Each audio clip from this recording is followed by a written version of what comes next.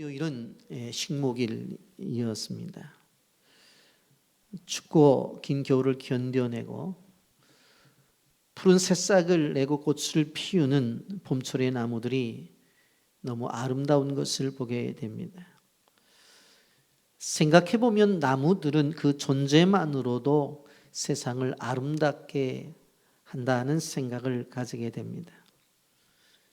자연의 산소를 품어내고 봄날에는 온갖 형형색색의 아름다운 꽃으로 우리의 마음을 위로해주고 무더운 여름에는 시원한 그늘이 되어집니다. 그러기에 나무들은 그 존재만으로도 세상에 기여하고 있다, 그렇게 말씀을 드릴 수 있습니다. 여러분, 우리는 하나님의 자녀들인데, 그렇다면 하나님의 자녀들이 우리가 살아가는 세상에 기여하는 존재가 되어져야 된다고 하는 것입니다. 우리가 그러면 어떻게 기여할 것인가? 복음으로 무장해서 세상에 기여해야 된다고 하는 것입니다. 복음의 핵심인 십자가와 그리고 주님의 부활, 이 복음을 통해서 바로 세상에 기여하는 것이 그리스도인의 사명이라고 하는 것을 아셔야 됩니다. 고난주간과 부활주의를 맞이하면서 성경 강해의 순서 속에서 좀 건너뛰어서 뒤에 부분의 말씀을 전했습니다만은 이제 다시 되돌아와서 요한복음 16장의 말씀을 전하려고 합니다. 여러분, 요한복음 16장의 핵심적인 내용은 무엇이냐? 바로 예수님이 십자가를 짊어지시고 이제 죽고 부활한 다음에 하나님 나라로 가게 되어지는데, 그러면 성령을 보내주시겠다 하는 것이 핵심적인 내용입니다. 여러분, 우리는 요한복음 14장부터 16장까지를 보통 다락방의 설교다, 그렇게 이야기를 합니다. 예수님의 생존의 마지막 설교가 바로 요한복음 14장부터 16장까지 설교인데, 이 다락방의 설교에 있어서 중심이 성령님이라고 하는 것을 우리는 알 수 있습니다. 여러분, 요한복음 14장 26절에 뭐라고 말씀해요? 보혜사 곧 아버지께서 내 이름으로 보낼 성령, 그가 너희에게 모든 것을 가르치고 내가 너희에게 말한 모든 것을 생각나게 하리라, 그렇게 말씀합니다. 요한복음 15장에 넘어가서 15장 26절을 보게 되어지면 내가 아버지께로부터 너희에게 보낼 보혜사 곧 아버지께로부터 나오시는 진리의 성령이 오실 때에 그가 나를 증언할 것이요, 그렇게 말씀해요. 그리고 한 장 넘어가서 요한복음 16장 13절에 보면 그러나 진리의 성령이 오시면 그가 너희를 모든 진리 가운데로 인도하시리니 그가 스스로 말하지 않고 오직 들은 것을 말하며 장래 일을 너희에게 알리시리라, 그렇게 말씀합니다. 그러니까 소위 말하는 다락방 설교에서 장마다 무슨 이야기를 하고 있어요? 성령님에 대한 이야기를 하고 있습니다. 그러므로 다락방 설교의 중심적인 것이 뭐라고요? 성령이라고 하는 것입니다. 이렇게 성령의 임재를 말씀하시면서 말씀하고 있는 것이 무엇입니까? 기도를 하라고 말씀하고 있는 것을 보게 되었습니다. 여러분, 기도하고 성령의 관계를 설명하게 되어질 때에 기도하고 성령의 관계는 뗄래야 뗄 수 없는 관계라는 것을 꼭 아셔야 돼요. 여러분, 기도했더니 성령의 임재가 임했죠. 마가의 다락방에서 120명이 기도했더니 성령이 강력하게 임재가 되어지잖아요. 그래서 그곳에서부터 사도행전이 시작되는 것을 볼 수가 있습니다. 그리고 성령의 사람은 어떤 사람이? 기도하는 사람이에요. 여러분, 오랫동안 신앙생활을 했어요. 직분도 받았어요. 그런데 기도를 안 해요. 그런데 그분은 한마디로 말하면 성령이 충만하지 않다, 그렇게 말씀드릴 수가 있어요. 결국 기도하는 사람은 성령이 충만한 사람이고 성령이 충만한 사람은 기도하는 사람이라고 하는 이 함수적 관계를 우리는 무시할 수가 없다고 하는 것입니다. 우리는 지난 고난주간에 기도를 하면서 한 주간 보냈어요. 안 하던 금식 기도도 하고 또 특별 새벽 기도회라고 해서 새벽에 나와 우리가 교회에서 가정에서 많은 분들이 동참해서 기도한 것을 볼 수가 있습니다. 여러분, 왜 이렇게 기간을 두고 기도를 하면서 하나님이 주시는 어떤 샘을 얻어야 되느냐 하면, 우리가 세상 속에 살지만 세상을 이기는 그리스도인이 되어져야 되기 때문에, 세상 속에 살지만 이 세상 속에서 이기는 그러한 그리스도인으로 살아가야 되기 때문에 우리는 바로 성령의 임재를 사모하며 기도하고 그 성령의 충만함을 기대하는 거예요. 주님의 뜻을 성취하는 정말로 힘 있는 그리스도인은 어떤 사람이 그런 그리스도인이 될 수가 있느냐? 바로 성령 충만한 그리스도인, 그리고 끊임없이 기도하는 그리스도인. 그래서 오늘 이 부분에 대한 생각을 좀 해보려고 해요. 여러분, 16장 전체는 여러 가지 예수님의 말씀이 나오는 것을 볼 수가 있습니다. 그런데 그 내용을 보면 1절부터 4절까지는 그리스도인들이 받아야 될 핍박에 대해서 이야기를 해요. 여러분, 지난 15장을 강의하면서 제가 뭘 이야기했어요? 예수를 믿게 되어지면 미움을 받을 것이라고 분명코 말씀을 나눴어요. 그런데 이제 16장에 와서는 바로 미움을 뛰어넘어서 여기 보면 출교를 당할 것이다. 그리고 더 나아가서 죽이는 일들도 있게 될 것이다 라고 말씀해요. 그리고 5절부터 15절까지는 예수님의 떠나심에 대한 필요성, 왜 떠나셔야 되느냐, 성령님이 오셔야 되기 때문에 떠나야 된다는 것을 7절에서 분명히 말씀을 해요. 그리고 16절부터 24절까지 보면 십자가 사건 후에도 예수님을 다시 볼 것이다. 왜? 부활하신 다음에 40일 동안 이 땅 위에 계셨기 때문에. 그리고 열흘 있다가 올라가시잖아요. 그게 오순절이잖아요. 이러한 내용 속에서 많은 내용들이 있지만 그 중에서 성령의 임재, 성령에 대한, 그리고 기도에 대한 이 두 가지의 중심적인 주제를 가지고 오늘 말씀을 나누려고 생각합니다. 먼저 우리가 생각해 볼 것은 뭐냐면 새로운 공동체가 나타났다고 하는 것입니다. 여러분, 예수님 이전에 유대인들에게는 오직 하나의 신앙 공동체가 있었어요. 대제사장과 서기관들과 바리새인들을 중심으로 한 바로 유대인들이 바로 모이는 유대교가 있었다고 하는 것입니다. 그런데 예수님께서 오시면서 새로운 공동체가 바로 시작이 되어져요. 그 일을 위해서 예수님은 제자들을 부르셨어요. 그리고 3년 동안 그 제자들과 함께 먹고 마시면서 말씀을 가르쳤어요. 구속사의 목표를 이루기 위해서 바로 예수님은 일을 행하셨어요.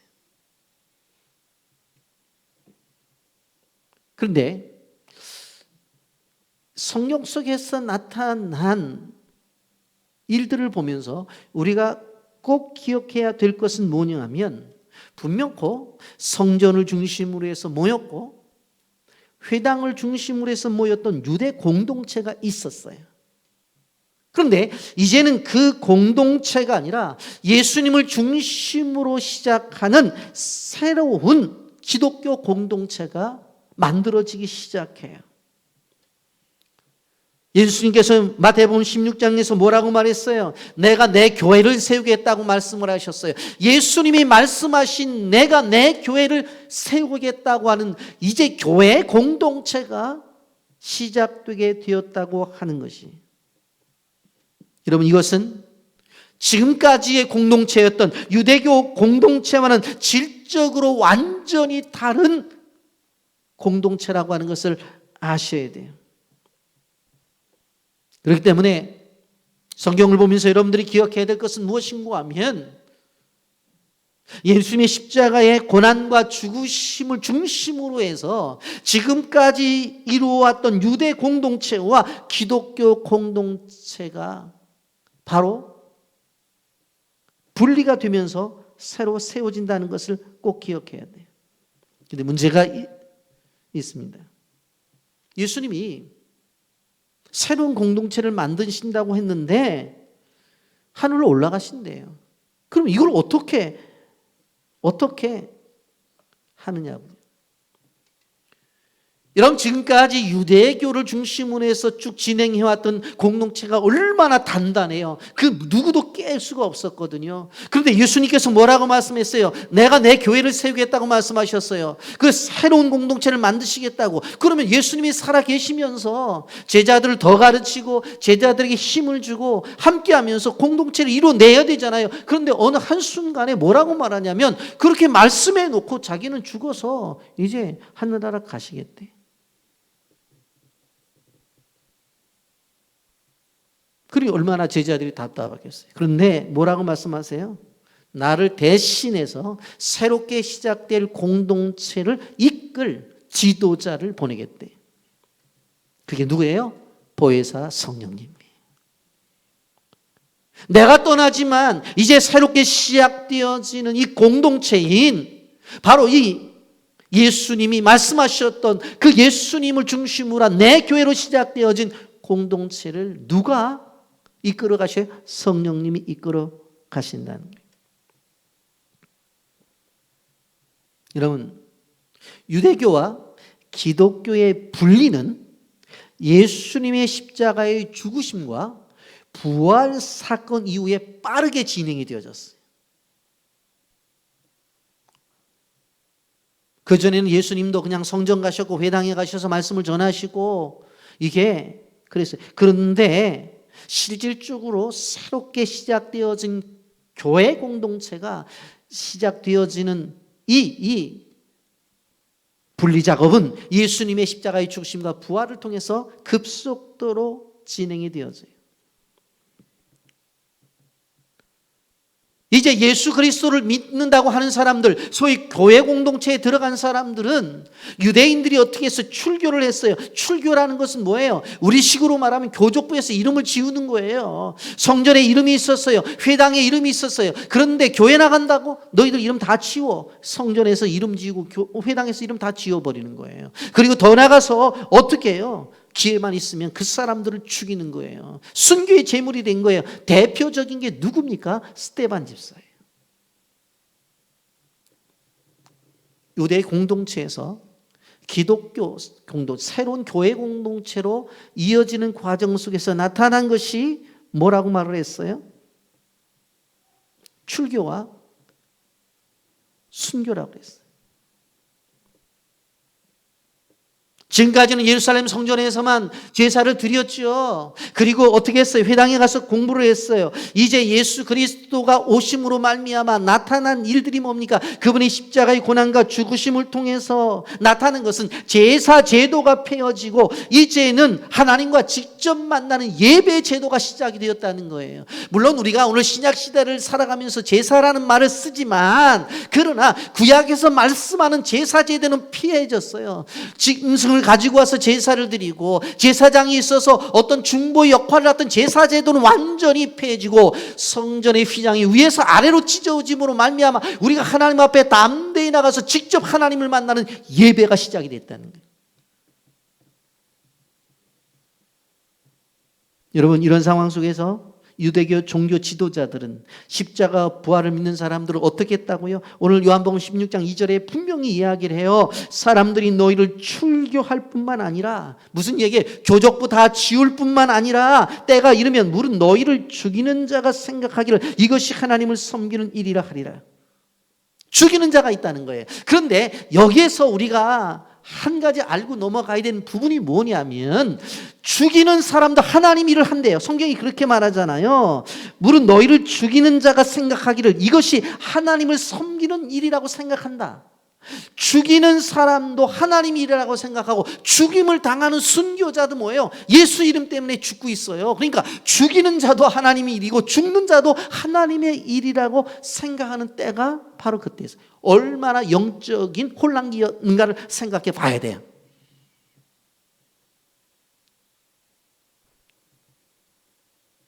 출교를 하는 사람도 하나님의 일이라고, 죽이는 사람도 하나님의 일이에요. 대표적인 게 누구예요? 사도 바울이 사울 때에 다메섹 도상에서 예수 잡는 사람들을 잡으러 갔잖아요. 그게 하나님의 일이라고 생각했다. 위에서 말씀이 내려오잖아요. 사울아 사울아, 내가 왜 나를 핍박하느냐? 깜짝 놀라. 도대체 당신 누굽니까? 내가 핍박하는 예수다. 그 앞에서 그냥 엎드려져 버리잖아요. 그 이전까지는 예수 믿는 사람들을 잡아오는 것이 하나님의 일이라고 생각했어요. 스데반이 죽을 때에 돌을 던지는 것도 하나님의 일이라고 생각했다.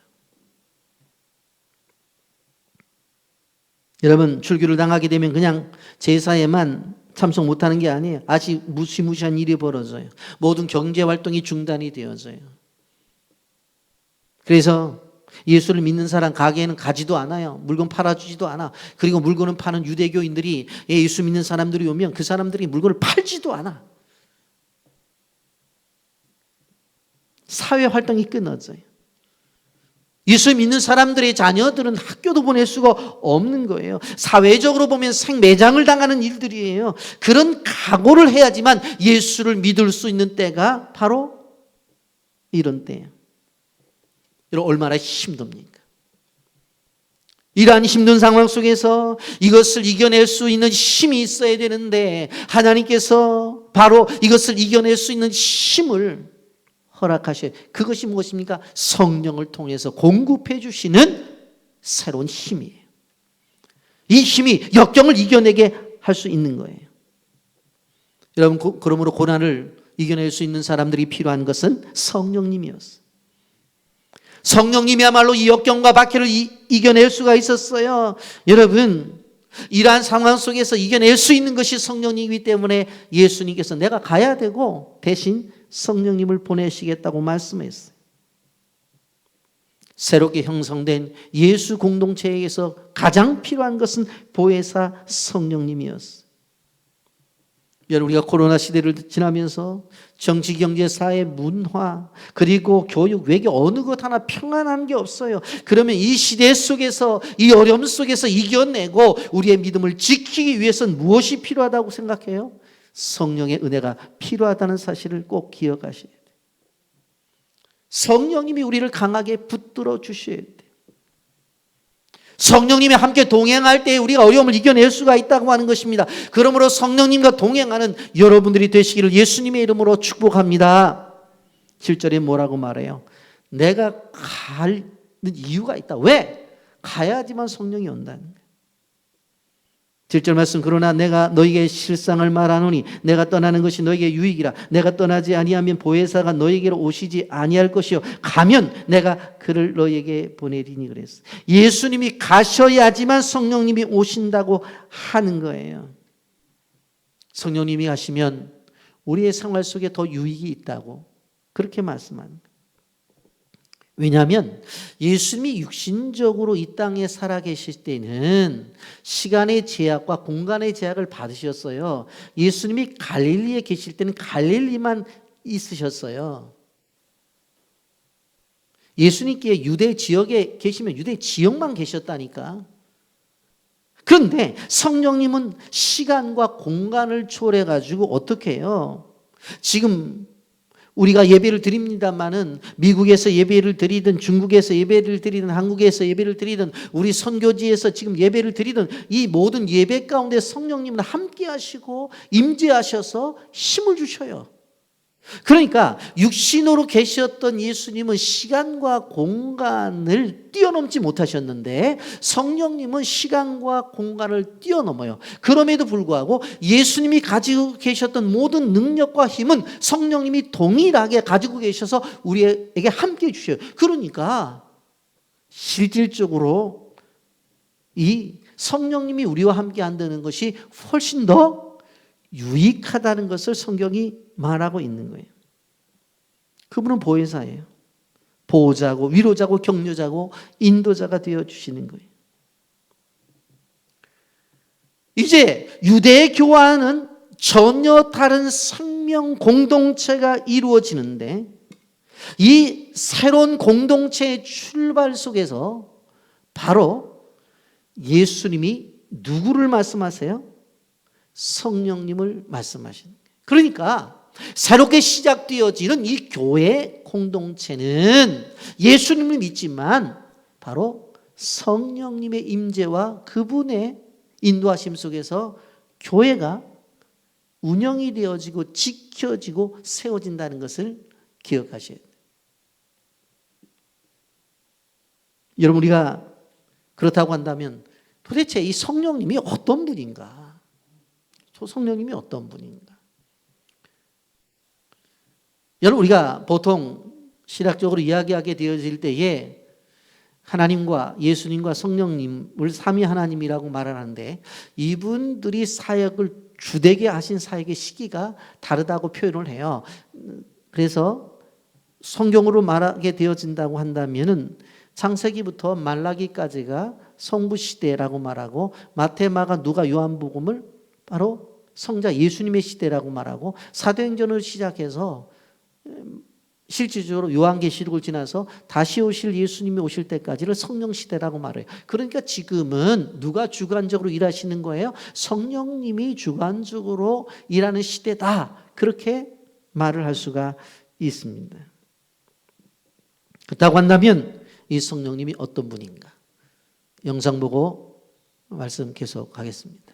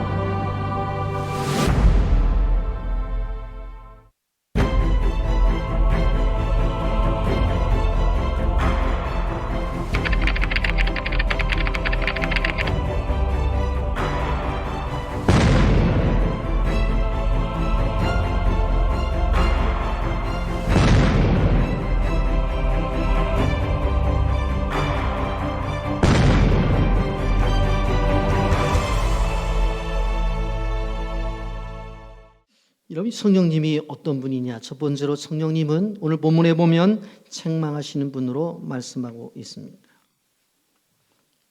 8절 말씀에 보면 그가 와서 죄에 대하여 의에 대하여 심판에 대하여 세상을 책망하시리라 그렇게 말씀합니다. 여기서 책망한다는 말씀은 지적하고 꾸짖는다는 의미가 아니라 깨달을 때까지 마음을 두드린다라고 하는 의미를 가지고 있습니다. 깨달을 때까지 깨닫게 하시는 거예요. 바울에게 성령이 임할 때에 바울이 뭐라고 고백을 해요? 나는 죄인 중에 괴수라고 말을 해요. 베드로도 성령이 임하게 되어지니까 주여 나를 떠나소서 나는 죄인이라고 고백을 한 것을 볼 수가 있습니다.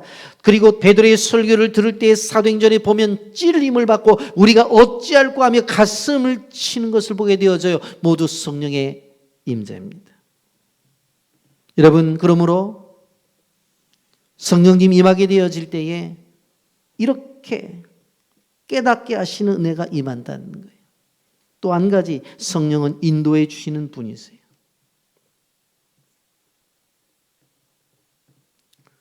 이런 시각장애우를 생각해 볼 때에 바깥 활동을 할 수 있는 이유가 있습니다. 그것은 특수 지팡이의 도움이나 안내견의 도움이 있기 때문에 그래요.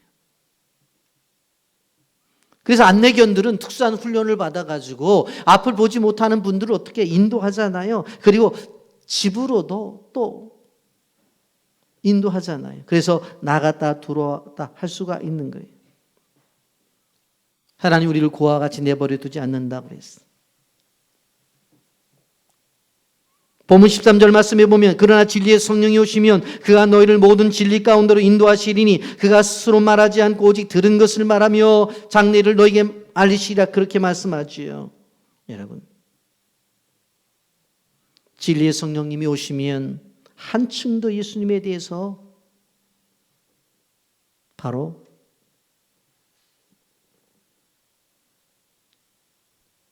깨닫게 하신다고 말씀하고 있어요. 그래서 성령은 인도해 주시는 분. 또 하나 우리는 생각해 볼 수 있어요.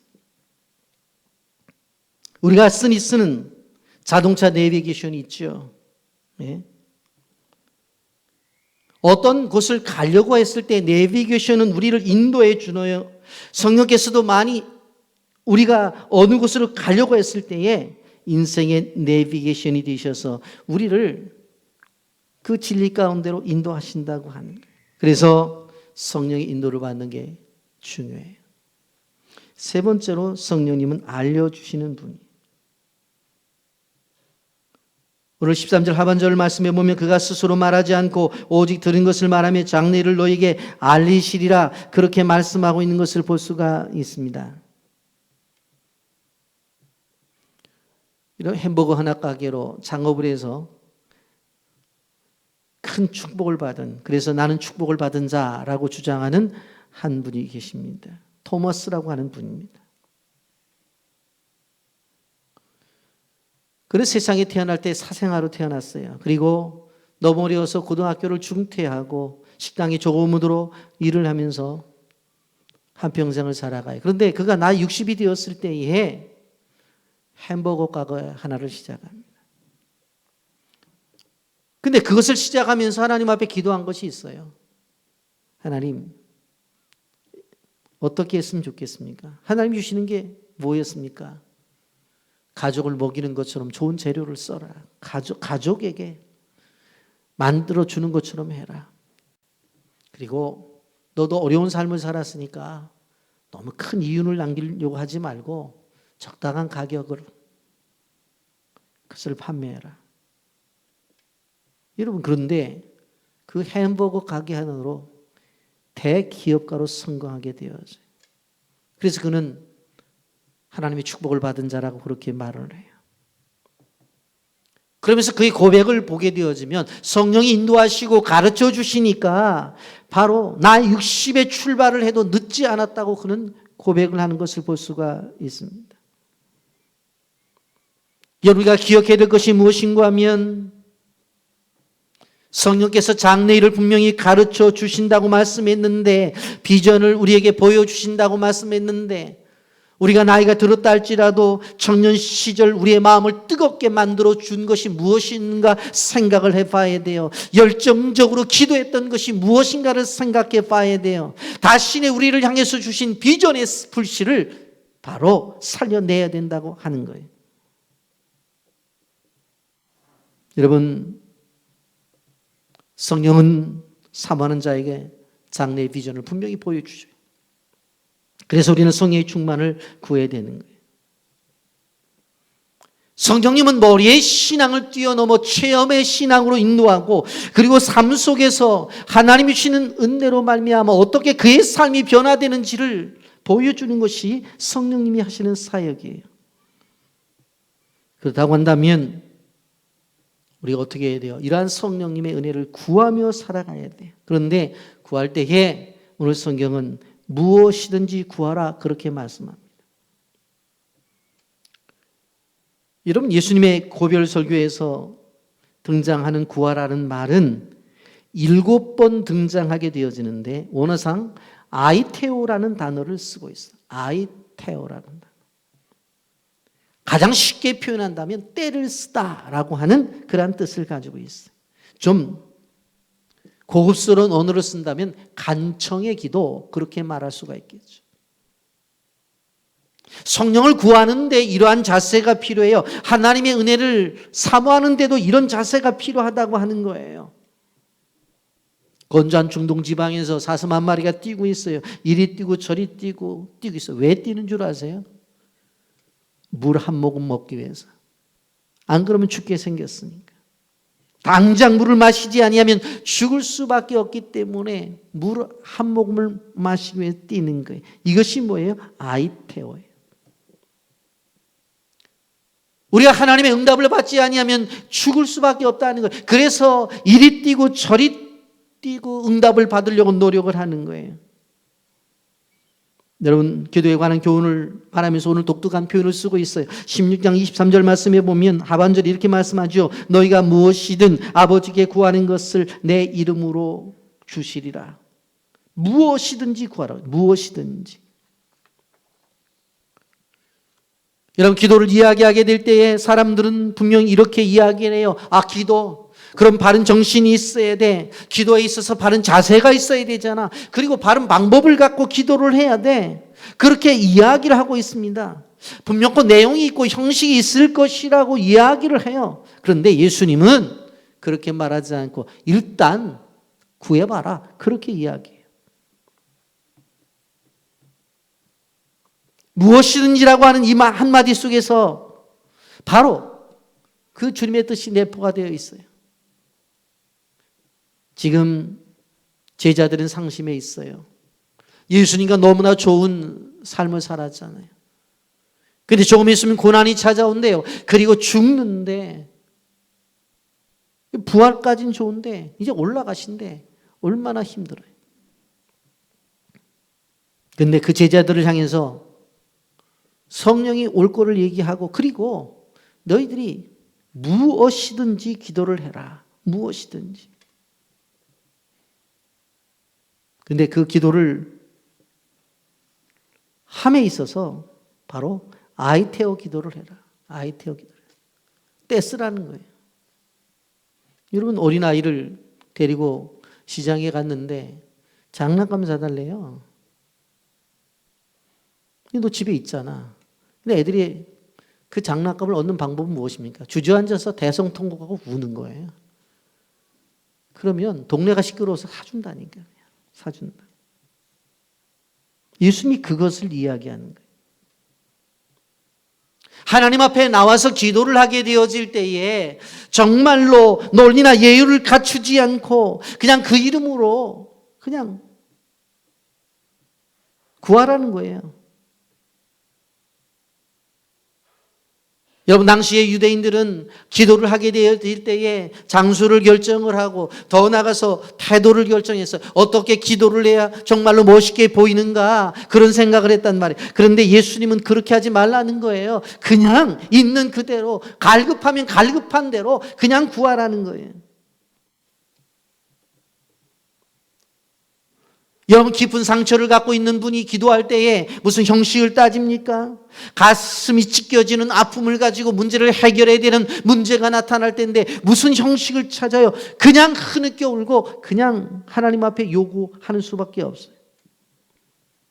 죽은 나사로를 살린 사건도 보세요. 예수님이 오셔서 야, 지금부터 이제 나사로를 살릴 테니까 자 봐라. 무덤의 문을 열어라. 자, 들어가서 한번 봐라. 어떤 상황인지. 그렇게 하지 않잖아요. 그냥 무조건 나사로야 나오너라. 딱 두 마디 하니까 나오잖아요.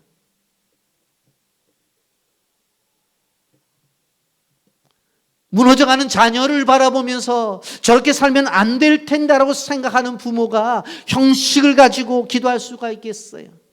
사랑하는 자녀가 육신의 질병을 통해서 죽음의 자리 앞에 있는데 형식을 따지며 기도할 수 있냔 말이에요. 그냥 기도하라는 거예요. 기도하라는 거예요. 주님이 오늘 우리에게 주신 말씀 뭐예요? 형식 필요 없다. 순서 필요 없다. 방법 필요 없다. 그냥 기도하라. 무엇이든지, 이거는 들어주실까 안 들어주실까 그런 생각하지 마라. 그냥 하라는 거예요. 이거는 좀 그렇잖아. 어떻게? 그러지 말라. 하라는 거예요. 부끄럽게 하지 말고 따지지 말고 하라는 거예요. 이런 기도는 인생의 키와 같아요. 아무리 좋은 외제 자동차가 있더라도 키가 있어야 바로 운전할 수 있는 것처럼 우리가 키가 없으면 인생을 움직일 수가 없어요. 그런데 기도가 인생의 키라는 거예요. 이런 정말 우리에게 구할 것들이 너무나 많아요. 그리스도인들은 구할 수밖에 없어요. 구하면 예수 이름으로 주신다고 그랬어요. 여러분 아셔야 될 것은 구하는 것은 우리의 몫이고 응답은 하나님의 몫이에요. 따라서 하십시오. 구하는 것은 우리의 몫이고 응답은 하나님의 몫이다. 근데 그래서 구하면 되는 것 같고 내가 이거 주실라나 아무리 생각해도 안 주실 것 같아. 에이 나라도 안 주겠다. 나니까 안 주지. 하나님은 주신다니까. 예? 그래서 23절 하반절에 그렇게 말하잖아요. 너희가 무엇이든지 아버지께 구하는 것을 내 이름으로 주시리라. 그리고 더 나가서 구하면 기쁨이 충만할 것이라고 말해요. 24절에 그렇게 말하잖아요. 지금까지는 너희가 내 이름으로 아무것도 구하지 아니하였으나 구하라. 그리하면 받으리니 너희 기쁨이 충만하리라. 성호 크리스틴이 이런 말을 했습니다. 기도의 탄식은 하나님께는 큰 약점이 된다. 그런 말을 했어요. 무슨 말인가 하면 하나님에게 있어서 인간이 가지고 있는 하나님의 자녀가 가지고 있는 탄식 소리, 아픔의 소리는 하나님에게 있어서 가장 약점이다. 뭐냐면 하나님의 마음을 움직이는 거다. 그렇게 말하는 거예요. 지금까지는 너희가 내 이름으로 아무것도 구하지 아니하였으나 구하라 그리하면 받으리니 너희 기쁨이 충만하리라. 하나님 우리에게 주시는 기쁨은 우리가 기도를 통해서 주시는 응답을 통해서 기쁨을 주신다는 것을 기억해야 돼요. 여러분 이러한 기도의 응답을 통해서 누렸던 기쁨이 느껴진 적이 얼마나 있으세요? 오래되었다고 한다면 이제라도 기도 생활을 다시 해야 되는 거예요. 구하는 자에게 응답을 주신다고 말씀을 했어요. 여러분 자녀들 중에도 부모에게 자꾸 달라고 하는 사람이 더 받을 수가 있다고 하는 것을 기억해야 돼요. 부모를 귀찮게 하고 자꾸 요구하고 힘들게 하고 그런데 나중에 보면 그 아이가 더 많이 가져가요. 그런데 그 달라는 건 왜 달라고 그래요? 신뢰하기 때문에 믿기 때문에 달라고 그러는 것이지 주지 못할 것 같으면 달라고 안 그래요. 우리도 마찬가지예요. 하나님 앞에 기도라는 것은 하나님을 믿는다는 표시예요. 그분은 주실 수 있는 분이라는 것을 우리가 안다는 거예요. 아무리 달라고 해도 줄 능력이 없으면은 우리 힘만 빠지고 맥 빠지는 일이지. 그래서 기도 안 한다고요. 예수님은 제자들이 그런 멋진 삶을 살기를 원했던 것을 바라볼 수가 있습니다. 기도해서 많은 것을 받고 기쁨의 삶을 살라고 하는 것은 예수님의 뜻이고 하나님의 뜻이 하나님의 마음이라고 하는 것입니다. 이제 말씀을 정리하려고 합니다. 누가복음 11장 13절에 이렇게 말씀합니다. 너희가 악할지라도 좋은 것을 자식에게 줄 알거든 하물며 너희 하늘 아버지께서 구하는 자에게 성령을 주시지 않겠느냐 하십니다. 성령 주시겠다는 거예요. 성령. 여러분 기독교 방송에서 나와 간증을 하신 분 가운데 미국 변호사이신 김유진 자매가 있습니다. 요즘 보니까 유퀴즈에도 나와서 그가 방송을 하는 걸 보면 대단히 유명한 사람이 되었어요. 그 사람이 가지고 나온 주제가 뭐예요? 나의 하루는 4시 반에 시작된다. 이 자신이 쓴 책의 제목이에요. 나의 하루는 4시 반에 시작된다. 우린 무슨 얘기인지 다 알죠. 4시 반에 왜 하루를 시작해요? 주님과 교제로 하루를 시작한다는 이야기.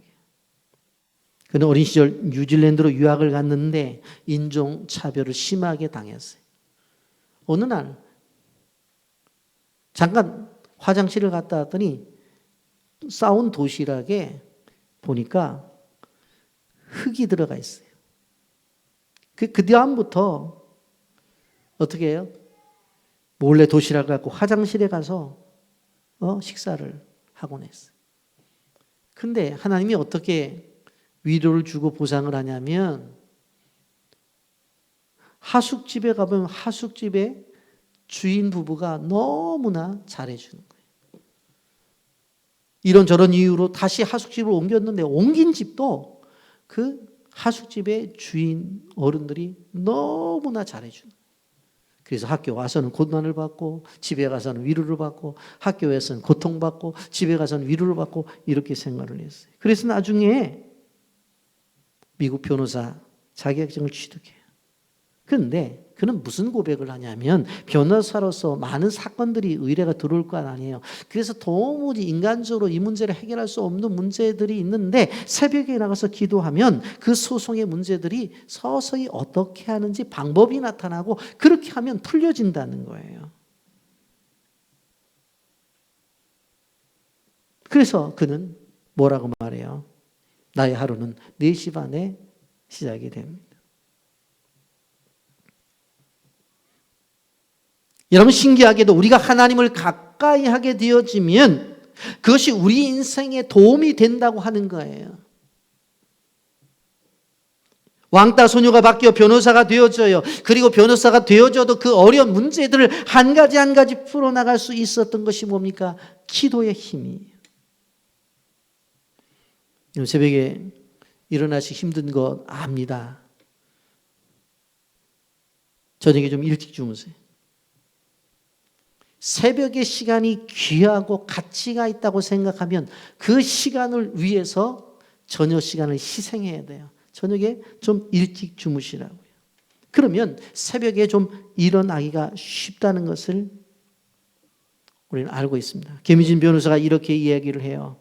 사람들은 내가 무언가를 더 얻기 위해서 4시 30분에 일어날 거라고 생각한다. 그런데 그건 아니다. 나는 바로 그 시간에 충전하고 휴식하는 시간이다. 그 시간이 하나님을 만나는 시간이다.